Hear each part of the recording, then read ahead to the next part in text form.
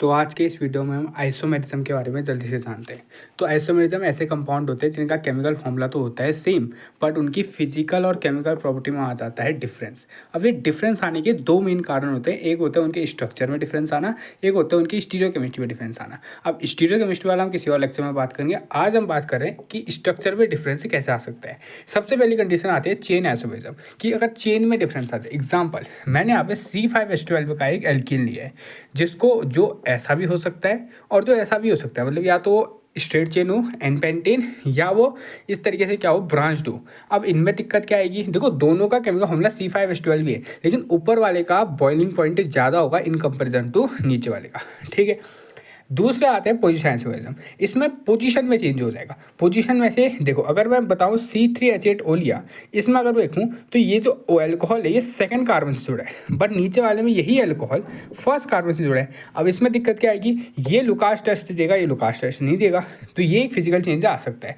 अब दिक्कत ये है कि इसमें सिर्फ पोजीशन में चेंज आएगा, फंक्शनल ग्रुप सेम रहेगा। अगर तुमने फंक्शनल ग्रुप चेंज कर दिया तो वो बन जाएगा फंक्शनल आइसोमेरिज्म। इसमें क्या होता है, फंक्शनल ग्रुप चेंज हो जाता है। मैंने लिया है C3H6O, मतलब ये देखो पहले में मैंने C3HCO से एक बनाया अल्कोहल, ये क्या है, एक अल्कोहल है, लेकिन मैंने उसी कंपाउंड से दूसरे में बनाया एक ईथर, ये क्या है, ईथर है।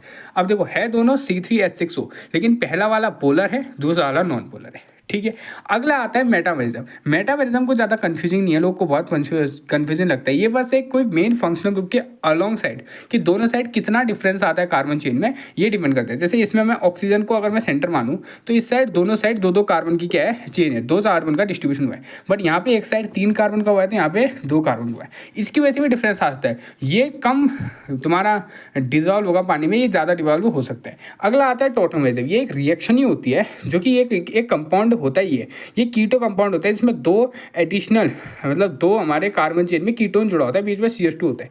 ये कभी कभी मजे मजे में इसमें बदल जाता है, होता कुछ नहीं है। जो ये इसका H है ये चले जाता है इस हाइड्रोजन ऑक्सीजन के पास, और ये बॉन्ड जो है नीचे आ जाता है। ये इस तरीके से एल्किन बनाता है और एल्कोहल बनाता है। इसको हम कहते हैं कीटो फॉर्म, क्योंकि कीटोन है। इसको बोलते हैं enol form, en stand for alkene और ol stand for alcohol. Last आता है रिंग चेन आइसोमेरिज्म कि या तो एक बनेगा चेन या उसी कार्बन और उनसे बन सकते हैं रिंग। अब इससे अंतर क्या आएगा, ये बहुत सही थी, देखो ये एल्कीन है तो ये एल्कीन हो जाएगा। तो ऐसे बहुत सारे ऐसा है। ये जो अंतर आता है ये आता है ड्यू टू स्ट्रक्चर में चेंज आए, इसलिए हम कहते हैं इसे स्ट्रक्चर आइसोमेरिज्म।